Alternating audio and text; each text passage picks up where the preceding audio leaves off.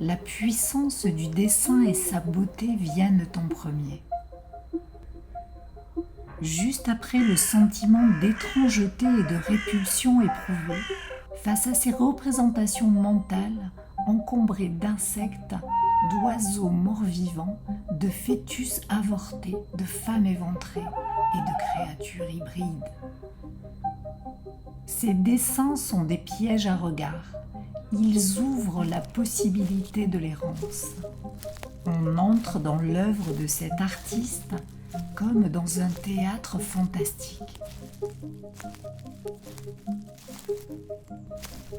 Les installations sont une autre façon pour lui de dessiner, cette fois en 3 dimensions. Et comme pour le dessin, il procède par accumulation. Pons colle entre eux des objets récupérés, momies d'animaux, os et même des restes humains.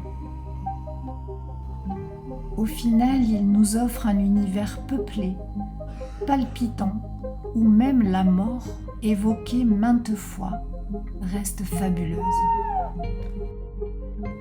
Pour Louis Pons, il n'est pas question de faire peur, mais d'exprimer l'indicible, de le prendre à bras-le-corps, au risque de donner le vertige. Ces représentations parfois cauchemardesques ne sont pas celles d'un esprit névrosé. Louis Pons était un artiste d'après-guerre, imprégné des horreurs nazies. On comprend que les artistes aient cherché où trouver les ressources pour s'exprimer dans l'ailleurs du subconscient. Dans son bestiaire figurent souvent des oiseaux. On aime reprendre cette élégante formule qui fait de lui un poète. Fatalité, de ma plume naît souvent un oiseau.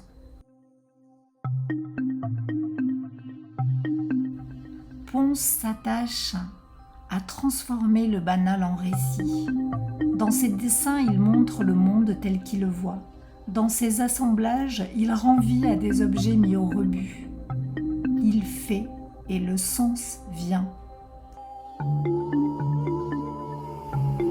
Il nous a laissé une œuvre considérable, composée de milliers de dessins et de centaines d'assemblages, le désignant comme un artiste majeur.